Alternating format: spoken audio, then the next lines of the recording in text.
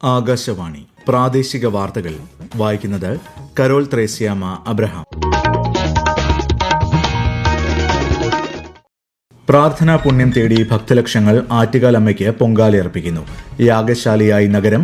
പൊങ്കാല നിവേദ്യം ഉച്ചയ്ക്ക് 2:15. ശക്തമായ സമ്പദ് വ്യവസ്ഥയിലൂടെ ലോകത്തിന്റെ പ്രതീക്ഷാകിരണമായി ഇന്ത്യ നിലകൊള്ളുകയാണെന്ന് പ്രധാനമന്ത്രി നരേന്ദ്രമോദി.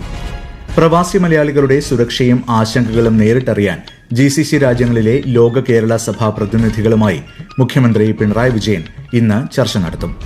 മത്സ്യബന്ധന അടിസ്ഥാന സൌകര്യ വികസന ഫണ്ടിനെക്കുറിച്ചുള്ള അവലോകന യോഗവും ശില്പശാലയും കേന്ദ്ര സഹമന്ത്രി ജോർജ് കുര്യൻ കൊച്ചിയിൽ ഉദ്ഘാടനം ചെയ്തു. ഔഷധ സസ്യങ്ങൾ ആരോഗ്യത്തിനും പൈതൃകത്തിനും ജീവിതമാർഗത്തിനും എന്ന സന്ദേശവുമായി ഇന്ന് ലോക വന്യജീവി ദിനം. ICC 2020 ലോകകപ്പ് ആദ്യ സെമിയിൽ നാളെ ദക്ഷിണാഫ്രിക്ക ന്യൂസിലൻഡിനെ നേരിടും.